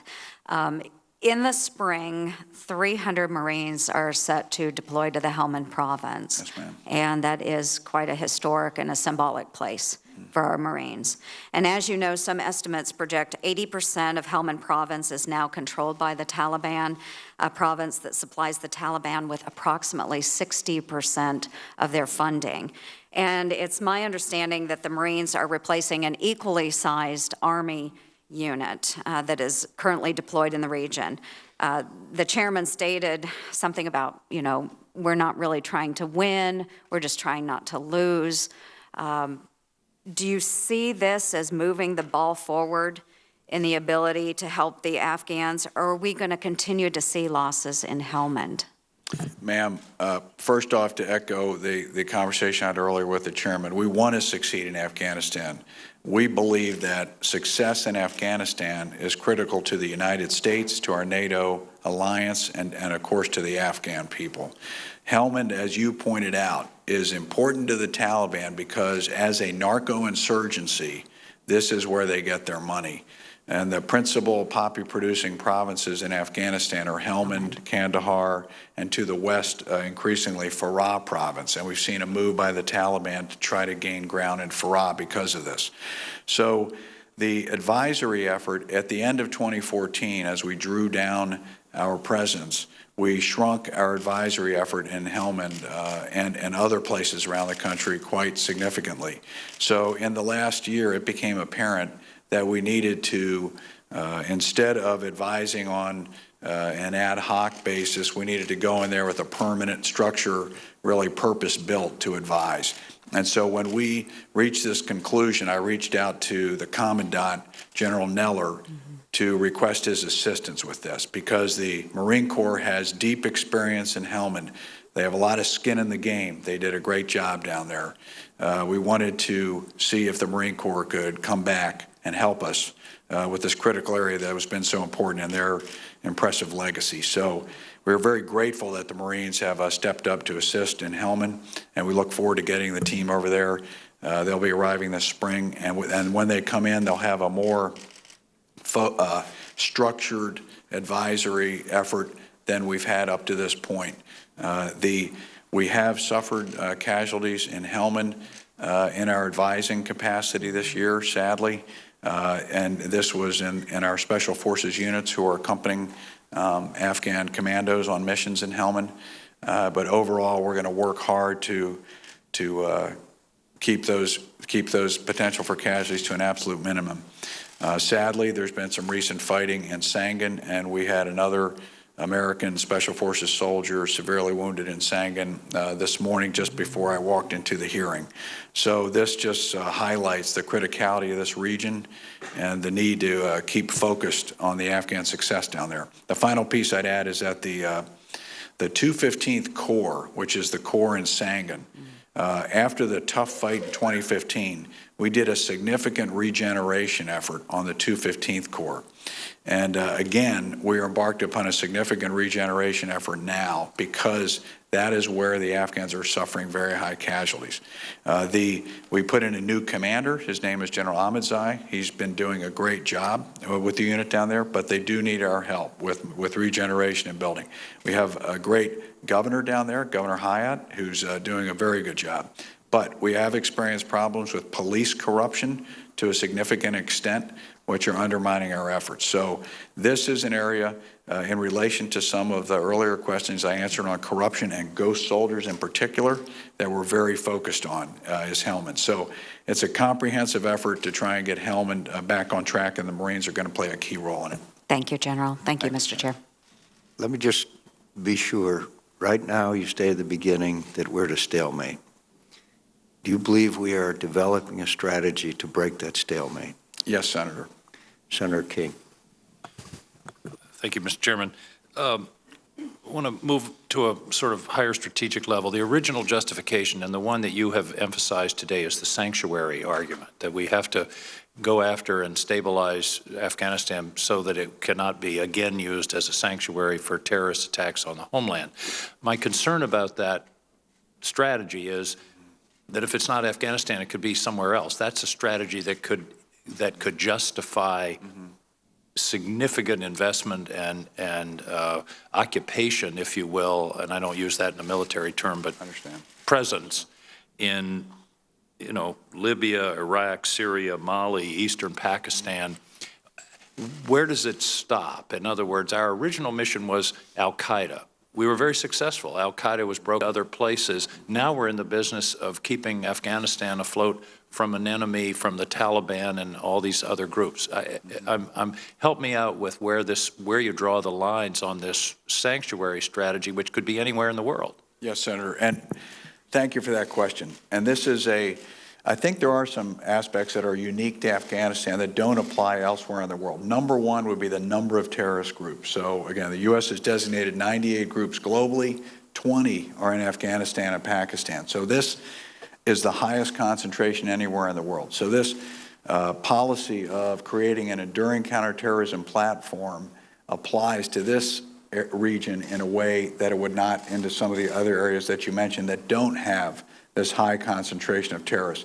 I would suggest that some of these other areas could be handled by our global counterterrorism strategy. And I don't want to speak for General Thomas, the Special Operations Command, or the Chairman or the Joint Staff. I know they're working on this, but this is, we think because of the high concentration of terrorist groups in this region, that it would necessitate an enduring counterterrorism platform. The conditions in this region also lend themselves to the growth of these organizations. These 20 groups sit on top of a population between Afghanistan and Pakistan of over 200 million people. 70% of them are under the age of 30. Employment is low. There's radical forms of Islam. Fertile ground. And so it's like a petri dish, if you will, into which you drop the 20 strands of DNA of these terrorist groups. And then what we see happening is convergence and growth and connections develop between these. But you understand the concern. Yes, sir. And I think you've articulated why Afghanistan. Let me change the subject somewhat. As I understand, opium production is up. Yes, sir. The fields are up. I would argue that we're being invaded every day. We're losing 4 people an hour in this country to overdose deaths. Heroin, opium, grown in places like Afghanistan. If the fields in Afghanistan were terrorist camps, killing 4 people an hour in the United States, they'd be gone. They would be long gone. Why don't we take that out? Why doesn't air power just eliminate that source of this scourge in our country? Yes, sir. The counter-narcotics policy is not the purview of the Defense Department. I don't want to get in front of those agencies or the administrations that consider this, but you have highlighted an area that's extremely important to the outcome in Afghanistan. And Senator, I don't want to make Afghanistan safe for shipping heroin to the United States. Yes, sir. Senator, I agree with you and support that. This is a topic that we have raised with our chain of command, and it needs to be a part of, I believe, the policy consideration on the way forward in Afghanistan. And I think President Ghani has to understand that part of our support rests upon the control of that industry, which is destructive around the world, but especially destructive in this country. Finally, you mentioned several times Pakistan. We're never going to win this fight as long as Pakistan is acting as a sanctuary, resupply base, all of those things. What can we do to get Pakistan off the dime on these issues? They were good in Waziristan, but as you pointed out, there are plenty of areas they've left untouched. What do we have to do? Cut off funding, have a summit or something, because we're doing all of this work in Afghanistan, which will never achieve final success or thorough success as long as Pakistan is sitting there enabling a lot of this activity. Senator, I agree with you. We need to do a holistic review of our Pakistan policy and sit down with Pakistan leaders. And of course, we have an opportunity for such a review given the new administration and the new chain of command. And we have many areas where we could be working together in our mutual benefit. And I think this is key to the future. I know I'm personally committed to this and working with my Pakistani counterparts. I know that President Ghani wants to work with Pakistan towards a peaceful resolution. And in my initial conversations with my chain of command, this is a high priority for all of us. Well, Pakistan is a substantial recipient of U.S. Yes, sir. foreign aid, and it seems to me there ought to be some connections drawn because they're endangering American lives and the viability of the country of Afghanistan. Thank you very much, Mr. Chairman. Thank you, General, and I really appreciate our time this week. Let me ask you a couple of questions. Is Osama bin Laden walking the face of the earth today? I'm sorry? Is Osama bin Laden walking the face of the earth today? No, sir, he's not. Have thousands of al-Qaeda fighters been taken out of the fight? Yes, sir. Has al-Qaeda mounted a major attack on the homeland here in the United States? No, sir. Will you go home and remind your troops that those facts are not lost on us here in Washington? Thank you. That's very important to us, sir. Thank you, sir. I have a question about Russia. I'm very concerned that it's confusing, and what we saw them do in Syria, and it's not lost on us here, that they have now established, it seems like, permanent presence there in Tartus and Latakia that make something that we don't have in the area, makes them positioned to do very nefarious things in that area going forward. I'm very concerned that in Afghanistan now, after years of being out, they're back in there. And I'm concerned that it looks like, sir, in the north and northeast of Afghanistan, is Russia it seems like Russia is coordinating with and helping ISIS in the north and northeast. Is that a fact, sir? Sir, we don't have that information. We know they're overtly legitimizing the Taliban, and we have reports of support to the Taliban. But anything more than that, sir, I'd ask to discuss in another forum. You spoke in, I think, well, it was recently in December, I think, you said that you condemned the malign influence of external actors, particularly Pakistan, Russia, and Iran. You said, quote, Russia has overtly lent legitimacy to the Taliban by claiming that the Taliban is fighting ISIS. Do you believe Russia's intent in Afghanistan has anything to do with ISIS? No, sir. I think it's to undermine the United States and NATO. Thank you.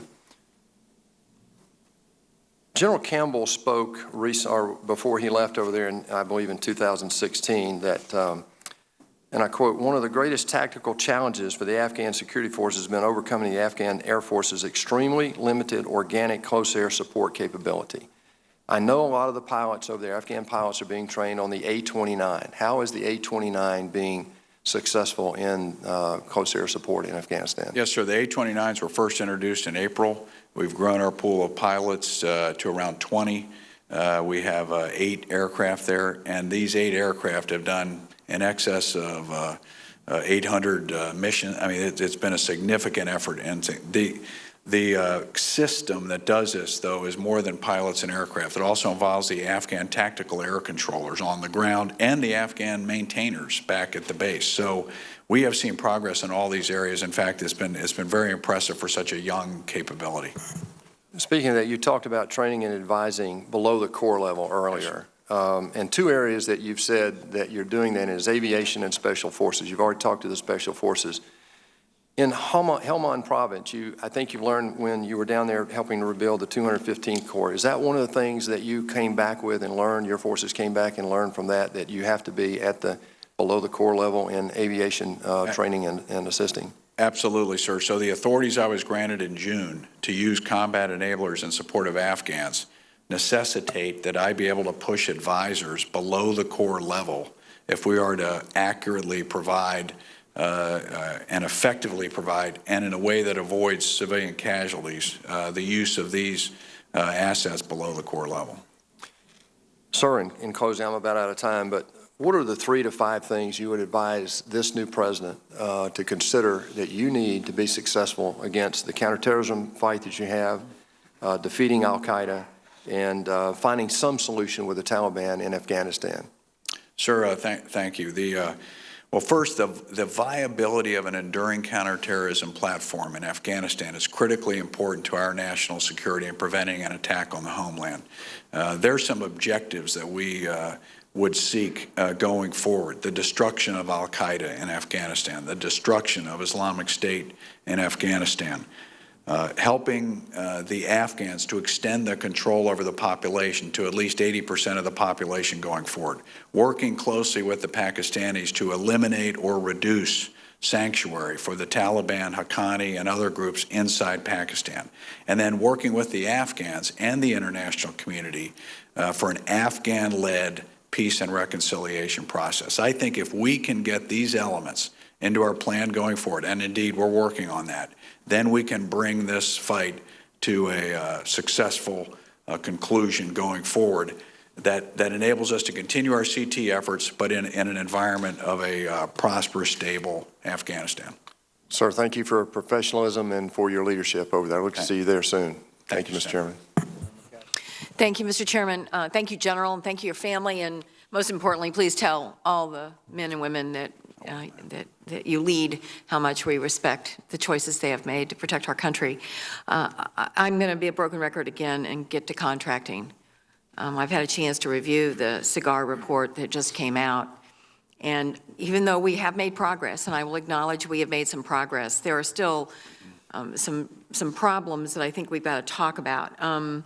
And we're talking about $100 billion to contractors in Afghanistan in the last 8 years. I mean, this is real money. This is a significant amount of taxpayer resources that are going to contractors. The report cites problems that are cited over and over and over again. I think one of those problems, though, we have corrected, and I want to make sure on the record that you can confirm that.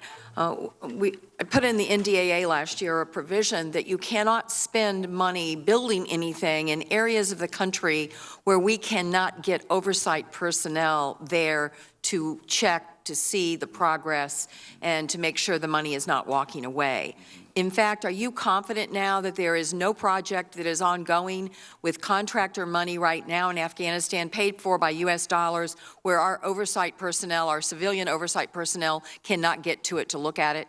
I believe so, ma'am, but I'd like to take that one for the record and go back and verify that and give you a more thorough answer. That would be terrific, because what we learned is that there were areas that we were paying contractors, many of which were local contractors, in areas that we couldn't get to because of security concerns, and that's where the money was disappearing. And things were not getting built. Yes, ma'am. And money was being wasted. 17 of the 45 construction projects that have been inspected since 2009 did not meet contract requirements and specifications. And apparently the DOD has acknowledged that in many instances that the U.S. forces lack the capacity to administer, oversee, and close contracts to ensure proper performance.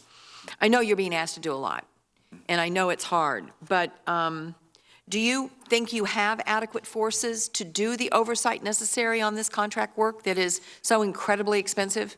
Ma'am, the limitation on forces limits our ability to do oversight. There's no question about it. In fact, we're in a situation where we have to substitute contractors for service members to do functions that normally service members would do.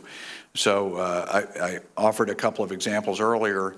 For example, on aviation maintenance, we bring in contract mechanics to maintain our helicopters because we leave their mechanics back in the States because of force manning limitations. Now, I acknowledge I have authority to move these forces around, but the overall limitation puts us in a situation where we try to optimize having uniformed service members doing only things that they can do and substituting contractors wherever possible so that we can maximize our advisory effort. But we have gotten to a point now where I think I, from a commander standpoint, would rather see soldiers doing what soldiers are trained to do and then not spend the money on contractors, which is inevitably more expensive. Inevitably. Yes, and it's one of those things that we do this a lot in government under the guise of, saying, well, we're going to limit how many employees we have or what our ground strength is.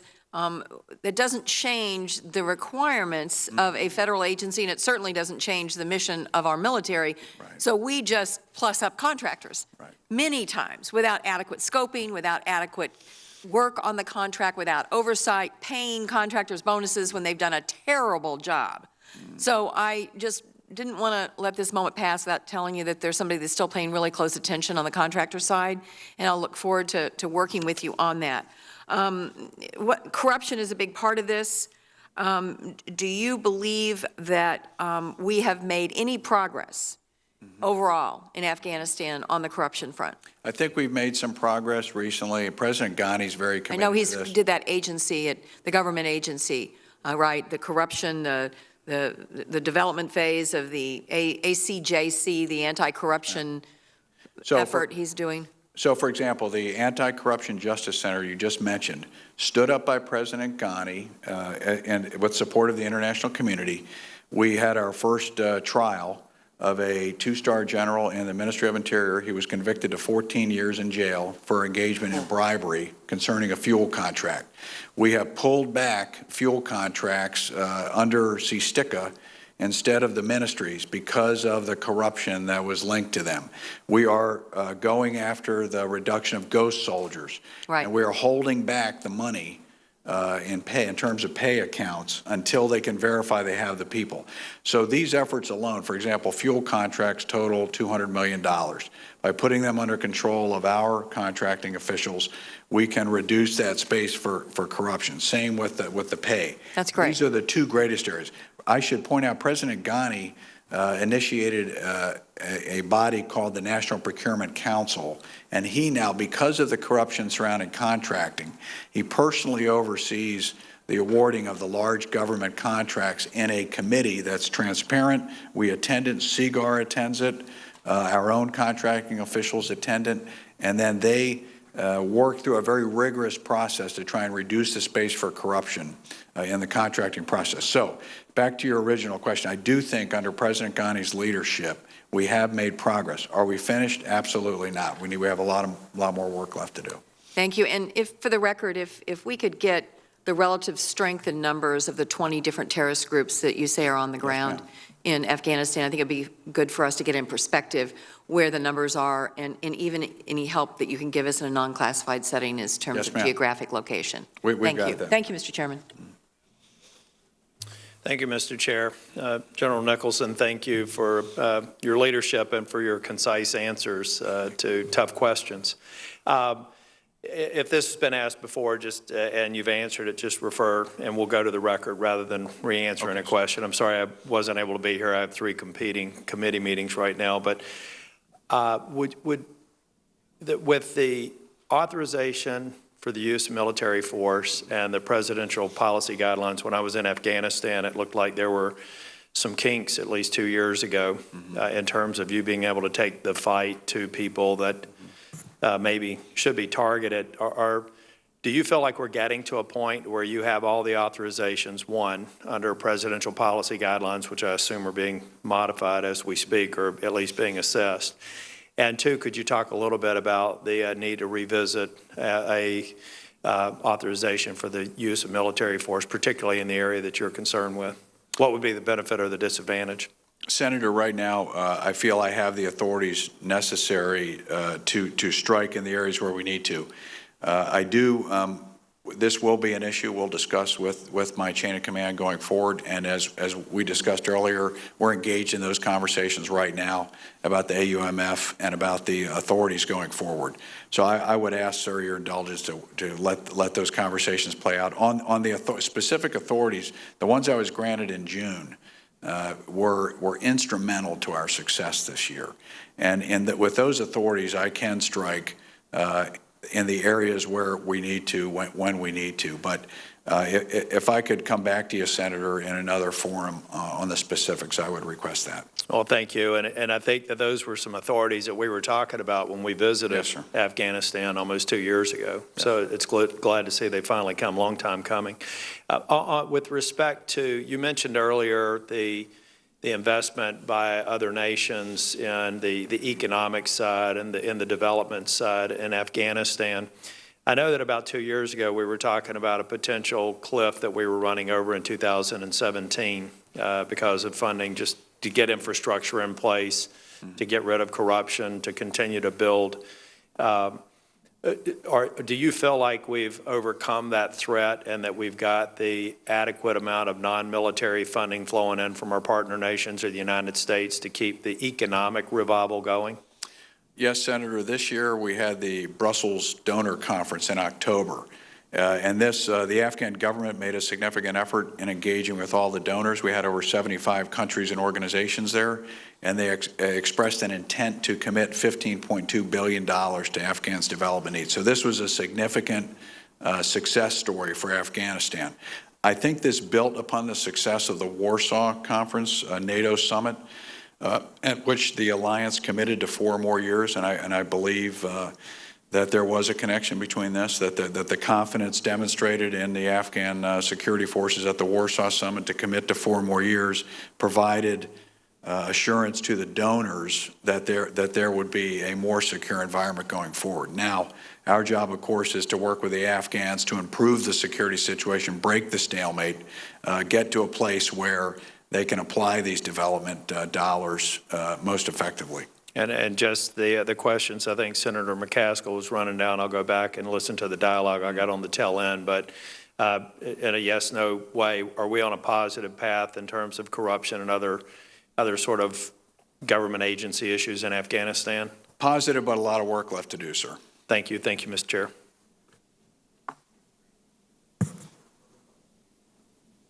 Thank you, Mr. Chairman, and thanks for having this hearing, which is so important. And General Nicholson, I join my colleagues in thanking you for your service, and thank you, everyone who works with you and under you, thank them as well.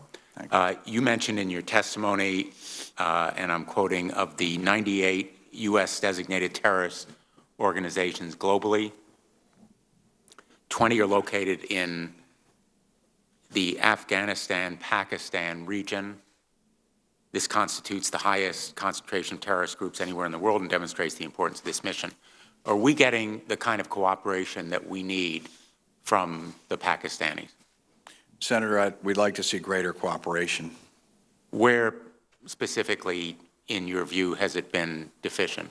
Specifically, sir, with respect to the Haqqani network and the Taliban sanctuaries and presence inside Pakistan. And that would be the northern area of Pakistan? Sir, this would primarily be in what they call the tribal areas of Pakistan, north and west, primarily western areas. So in the around the city of Quetta, which is in Baluchistan, where a Taliban leadership resides, and in other areas of the tribal areas where the Haqqani leadership resides. And that area has bedeviled us for years, most of the past decade, correct? Yes, Senator. Are we doing enough to bring pressure to bear on the Pakistan government to be more aggressive and active because my understanding is that the materials for IEDs, a lot of the other kind of support for our adversaries in Afghanistan continue to come from that area of Pakistan. That's correct, Senator. Pressure, I think we need to do a holistic review of our relationship with Pakistan. There's many areas of common interest where we could work together, and we want to achieve progress in these areas, but you're absolutely right, it's been frustrating. And I know, General Nicholson, that you are sincere and you're absolutely right in that statement, but I've heard that view from commanders in your position repeatedly over the years, as have my colleagues, and I'm just wondering what will and can be done to change it. Mm-hmm. Sir, I think this is a key discussion with my chain of command and with the Secretary of Defense, with the White House. I think this is needs to be at the top of the agenda when it comes to the future of our policy in the region. And I know I've teed this up. I know my chain of command is ready to have that conversation. I would ask your indulgence, sir, to not get in front of my chain of command on this particular topic, but I know that this is at the very top of our list when it comes to the future in the region. I appreciate that you can't be ahead of your chain of command, but you're an integral part of that chain of command and one of the most able parts of that chain. And so I hope that you will convey the urgency of that message. I know you feel it more than we do, but I think that a lot of Americans are frustrated that the bordering nation, which purports to be allied on so many areas, is still the source of hostile resources and fighters and others who commit the kinds of acts that you related just this morning with the serious wounds suffered by one of our special operators. Yes, sir. It's the #1 factor that could produce a positive result in Afghanistan. And so it is critical. And you mentioned, a range of actions, and I think this is exactly what we need to consider, on both ends of the spectrum. I appreciate that, and thank you for your frankness to the committee. I want to just ask briefly about one other area concerning helicopters.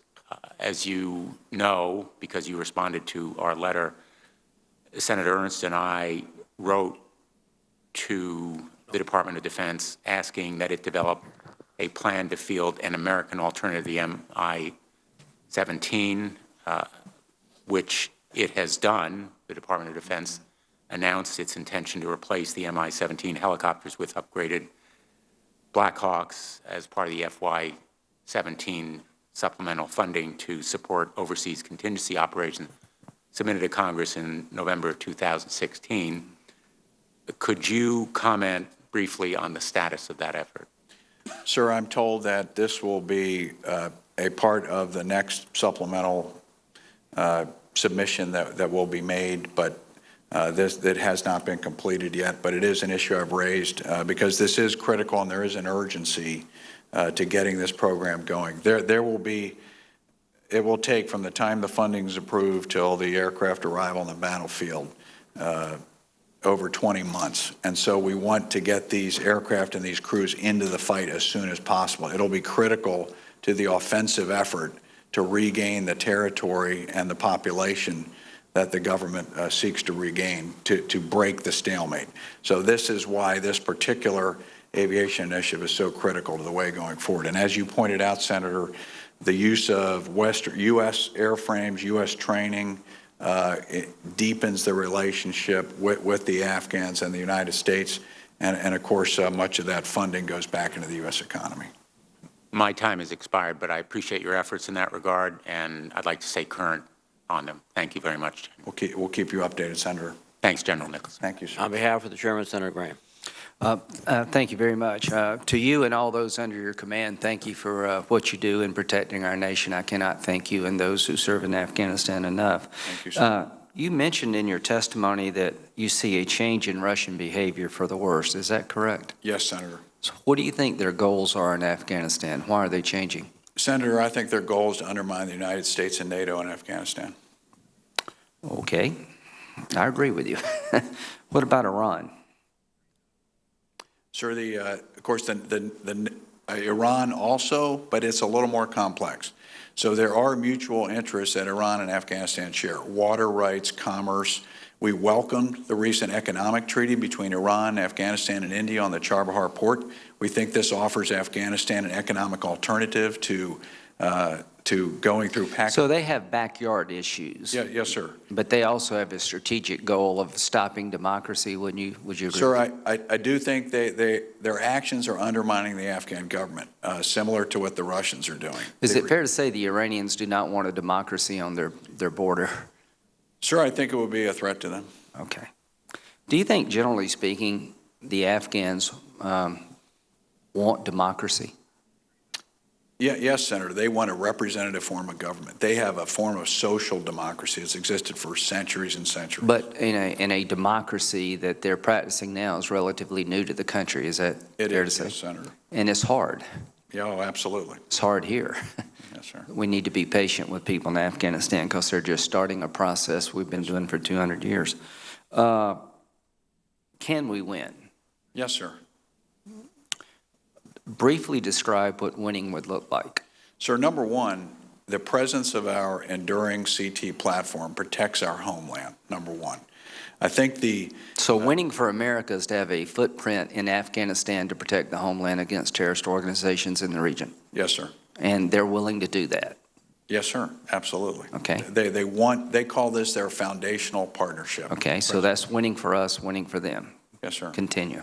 Sir, it would involve the destruction of al-Qaeda in Afghanistan, the destruction of Islamic State in Afghanistan, helping the Afghan government to expand its control over the population. Is it fair to say that most Afghans want the same thing when it comes to al-Qaeda? Yes, sir. So we're aligned with the Afghan people. Yes, sir. So that's winning for them and winning for us. Yes, sir. Okay. Sir, the Taliban are the ones who are connected to al-Qaeda. The Afghan people, 87% of them, think a return to Taliban rule would be bad for the country. Do you believe that we should designate the Taliban as a terrorist organization? Sir, that's a conversation I need to have with my chain of command of the organization. They are definitely our enemy in Afghanistan. It's fair to say that Taliban aided bin Laden dramatically. Absolutely. So if we designated them as a terrorist organization, would you have more authority when it comes to engaging them? Sir, if I was granted those authorities by the administration, I would. Would you use them if you were granted those? Absolutely. Do you think that could change the momentum on the battlefield? It would help, sir. Okay. What does losing look like? Sir, losing would be an attack emanating from this region against our homeland or our allies. Is that possible if we leave? Absolutely. Yes, Is it likely if we leave? I think so, sir. It's just a matter of time. Okay. So when it comes to staying, do you feel like you have the ability now to ask for more troops? I think the conversation's open to that, yes, sir. Do you think this administration is more open to troops from what you can tell in the early stages?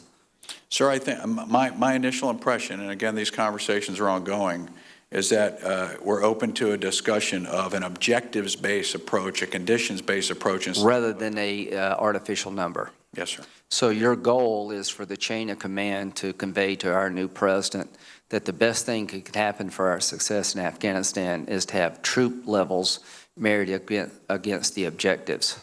Yes, sir, against the objectives and the conditions on the ground. And the objective is to win. Yes, sir. The objective is to stop terrorism from growing over there to attack us here at home. The objective is to keep Afghan stable and on a trajectory of a rule of law, democratic nation. Is that correct? Yes, sir.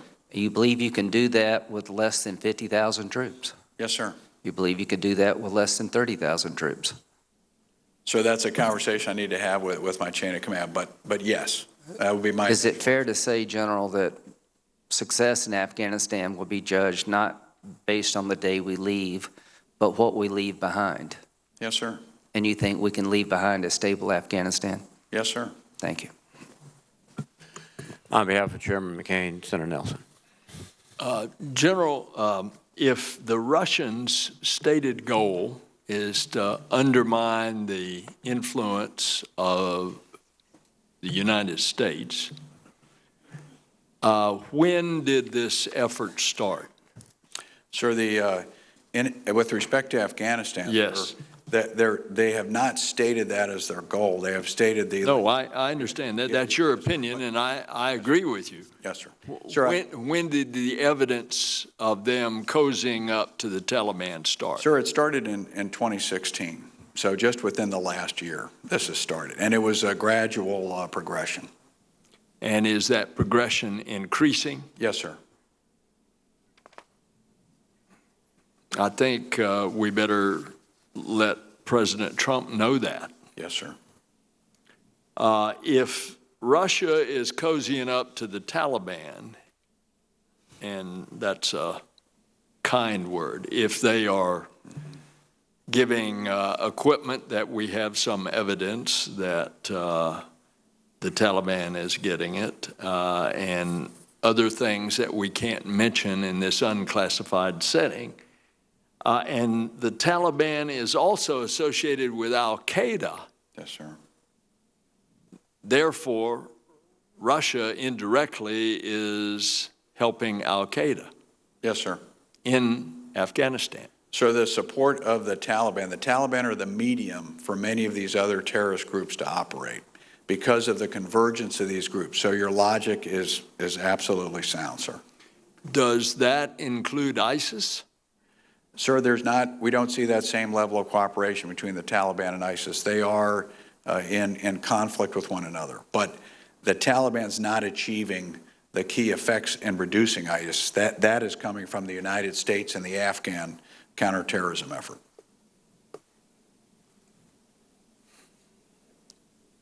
In response to Senator Graham, you said when we leave, restate what you said, when we can leave, in your opinion, we can leave a stable Afghanistan when we leave?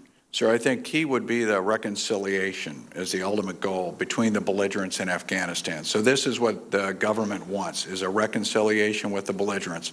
Of note, this year, there was a reconciliation with the Hezbi Islami Gulbuddin group, and 20,000 of them are returning to Afghanistan to be reintegrated into society.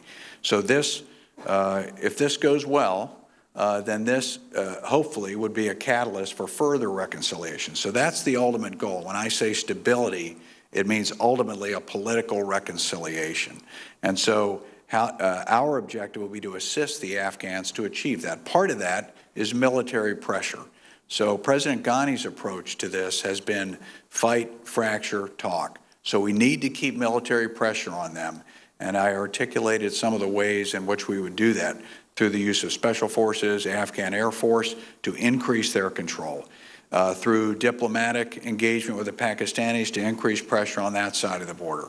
So this would be a whole-of-government approach, but the objective of this would be an eventual reconciliation. This will take some years, I believe. Does that reconciliation include the Taliban? Ideally, the Taliban would reconcile, and then that would remove their support for these groups who then couldn't exist without them. Well, how does the Taliban reconcile with the government of Afghanistan when, in fact, they're being aided and abetted by the Russians to counter all of our efforts? Sir, you're exactly right. This is the challenge, and so this requires a whole-of-government approach, diplomatic as well as military, to fundamentally get us to a place where we can have a reconciliation. So you really don't see a dynamic between ISIS and the Taliban? Sir, they're ideologically in conflict, and then in practical matters, they're vying for control in certain areas. But I don't see an effective effort by the Taliban against ISIS.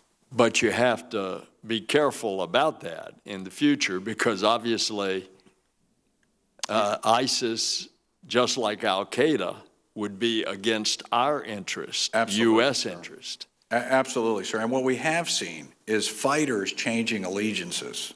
So I think this is an important point to note. That one of the dangers of this area is that fighters would change allegiance, for example, from the Pakistani Taliban and join ISIS. So the majority of the fighters in ISIS right now came from the TTP, the Pakistani Taliban, and joined the banner of ISIS. Do you think there's any reason that the Russians, other than trying to undermine us, would be wanting to expand their sphere of influence and take back the territory that they got whipped and had to leave Afghanistan with their tail between their legs? Senator, I think they are concerned that if there's a coalition and U.S. presence in Afghanistan, that this affects their ability to influence the Central Asian states to the north. So I do think this is part of their concern. Yeah, I agree. Thank you, Mr. Chairman. On behalf of Chairman McCain, let me recognize Senator Shaheen. Thank you, Mr. Chairman, and again, thank you, General Nicholson, for being here and for your service. I just want to pick up a little bit on Senator Nelson's line of questioning, because as you said in your testimony, we're seeing Russian influence in Afghanistan only recently. I mean, earlier in, 4 or 5 years ago, we were actually bringing in our supply line through, with Russia's help, into Afghanistan. So what's changed the dynamic there to? Ma'am, so within the last year is when we've seen this shift to this overt legitimizing of the Taliban, and then reports of support provided to the Taliban and others in the north. So I think getting a little bit out of just the purely Afghan context, undoubtedly the issues we're seeing in Iraq and Syria in terms of cooperation with the Russians in that effort, perhaps there's some spillover from that. Secondly would be, again, this concern about Central Asia and the desire to maintain their influence in Central Asia. And so this narrative of a threat spilling over from Afghanistan is touching a nerve with the Central Asian republics, because during the anti-Soviet jihad and what followed, they had this concern. And then in Central Asia, there is a concern about terrorism. And I think it's fair to say there are legitimate concerns that Russia has about the region with respect to counter-narcotics, because much of the narcotics flow from Afghanistan into Russia. And then secondly, the spread of terrorism is a concern, but we are dealing with that concern. So there's no acknowledgement that the U.S. government, the Afghans, are working together to contain this terrorist threat. And is there any evidence that the Russians are providing money, material, fighters to the Taliban? Ma'am, we don't have that. There's some classified reporting that I'd request to share with you in another venue, but we are concerned about, in general, support, and I'll just leave it at that. And what does this mean for the dynamic between Russia and Pakistan? Are we seeing additional engagement in Pakistan because of what's happening in Afghanistan? Ma'am, we are seeing additional engagement by the Russians with Pakistan. There was recently a training exercise conducted in Pakistan with Russian troops, and we have, again, reporting of increased conversations going on in the country about potential support to these groups. Well, clearly, given Pakistan's nuclear arsenal, that should give us all much more reason to be very concerned about what's happening in that region. Yes, ma'am. I had the opportunity when we had the confirmation hearing for Secretary Mattis to ask him about our special immigrant visa program for Iraq and Afghanistan, which, as I'm sure you're very aware, has made a huge difference for our men and women serving on the ground. My understanding is that we are soon going to run out of visas, SIV visas for Afghans who are in the pipeline to come to the U.S. who are being threatened. Can you speak to how important you think that program is and why we should extend it to make sure we address those people who have been so helpful to us? Thank you, Senator, for your support for that program. As you may be aware, I wrote a letter to Chairman McCain last year on this program. Right. We're strong supporters of this program because these brave Afghans who have fought alongside us and served alongside us, we believe strongly deserve the opportunity, if they wish, if they so desire, to participate in this program. We do have a backlog, and we do have many Afghans who would like to come to the United States. And I know many of these Afghans who have come and joined our society. They're very productive citizens and great contributors. And so I strongly support this program and will continue to do so and offer my help in any way that I can. I really appreciate that. Can you also talk about what you think the message would be if we end the program and refuse to allow in any more people who have helped us? Yes, ma'am. I think this would be the wrong message to send to our Afghan partners. It's just to give one data point on the fighting, the difficulty of the fighting. As has been mentioned several times here today, the Afghans are willing and want to fight for their country. And so in 1 year, in this period we've just had in the last 2 years, they have suffered almost twice as many casualties as we suffered in the previous 10 years. And I just mentioned that not to highlight the casualties, but as an indicator of the depth of commitment of these Afghans to our common cause. They don't want terrorists in their country. They want a peaceful and stable environment for their families. They want to improve the world that they live in for their children. I mean, they share many objectives with us. So these Afghans who have worked alongside us, who have taken great risks, I think deserve this opportunity if they so desire to come to the United States. Thank you very much, General. Thank you. Ma'am. On behalf of Chairman McCain, Senator Kane. Kane. That's my accent. Thank you. Thank you, Mr. Chair. General, wonderful testimony. I was backing and forthing to the Foreign Relations Committee and actually took your testimony. We were having a hearing about Russia. Yes, sir. And I took your testimony up and read it to our witnesses, and I wanted to ask you about it. I know some others have asked you, but I'm curious. On page 10, Russia has become more assertive over the past year, overtly lending legitimacy to the Taliban to undermine NATO efforts and bolster belligerents using the false narrative that only the Taliban are fighting ISIL-K. Similarly, neighboring Iran is providing support to the Taliban while also engaging the Afghan government over issues of water rights, trade, and security. Are you seeing any coordination between efforts of Russia and Iran in this way? You mentioned them back to back in the same paragraph. You don't draw a causal link, but I was curious about your thoughts on that. Sir, I think there may be, but I have not seen this. I mean, I think these are two separate issues, but we know there is a dialogue. We know there's a relationship between Russia and Iran. You know, Russia is selling advanced weapon systems to Iran, so we know there's communication between them. Russia and Iran are deeply engaged together in the campaign in Syria. Yes, sir. Iran allowed Russia to use air bases in Iran for the Syrian campaign. Yes, sir. So it would seem to me a little bit unlikely that they would be both engaging in efforts to bolster or prop up the Taliban, you know, completely independently of one another. At least they'd probably be communicating about those efforts. Wouldn't you think that's a fair assumption? Absolutely, Senator. We believe they are communicating about the efforts. We believe, and that the effect of their efforts are undermining the Afghan government. There was a statement that the president made a couple of weeks back, maybe 10 days ago, that he thought he could ally with Russia and potentially use Russia as a check against Iran. Tell me, you know, if you don't feel, you know, that you can comment on that, that's a fair answer. But I wonder, do you think that that's realistic, that given all the areas where Russia and Iran are now working to at least promote a similar purpose, including, according to your testimony, in Afghanistan, do you think it's likely that the U.S. could peel Russia away from its cooperation and coordination with Iran? Sir, I haven't had the chance to discuss that with my chain of command. That hasn't been something we've looked at as an option.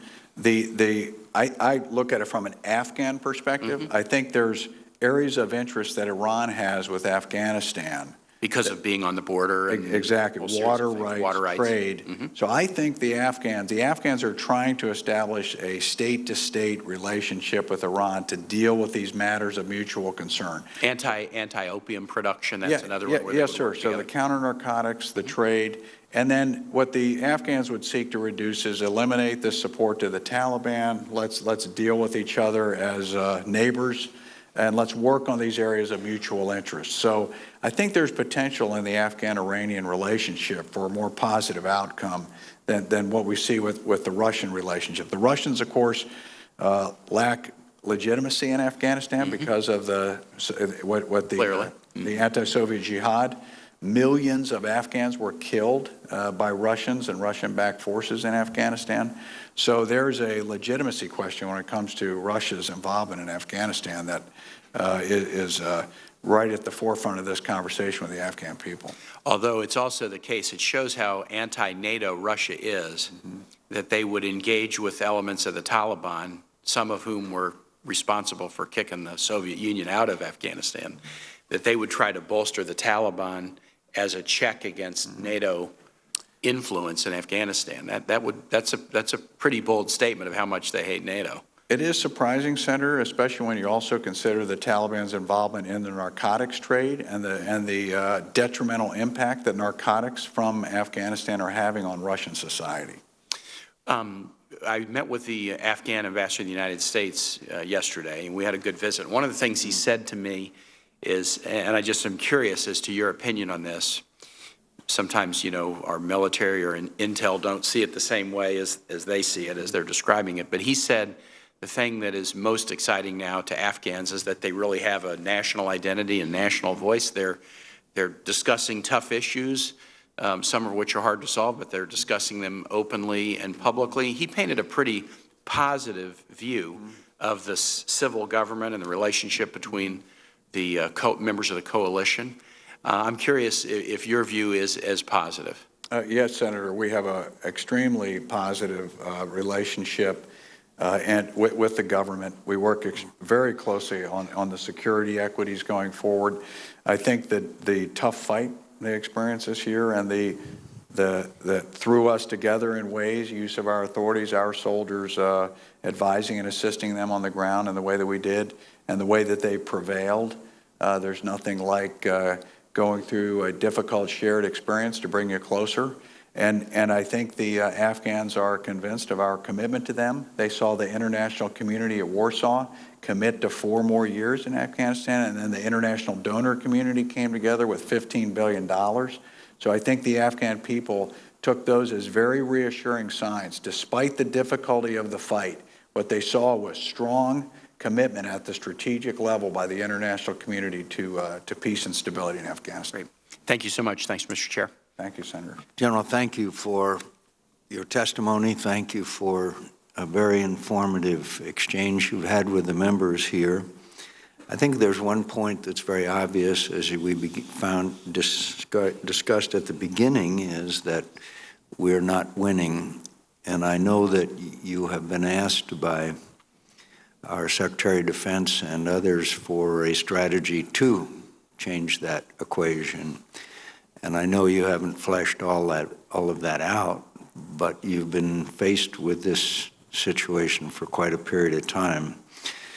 We look forward to sharing with you, sharing with us the elements of that strategy, and we, on both sides, obviously, are committed to seeing this situation resolved in a more beneficial fashion. As we said at the beginning, we've been there many years, and there's been a great sacrifice made by Afghans and our brave Americans, and we need a strategy to succeed. And if we can know that strategy, which is being developed, I hope, I can assure you, you will receive the bipartisan strong support from members of this committee and the Congress. But we need to develop that strategy, and we need to know what assets and capabilities and support that the Congress can give you. So we thank you for your service. We thank you for your testimony this morning. And unfortunately, tragically for you, some of us will be visiting you in Kabul.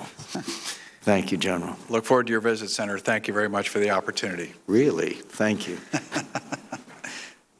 Thank you. It's over.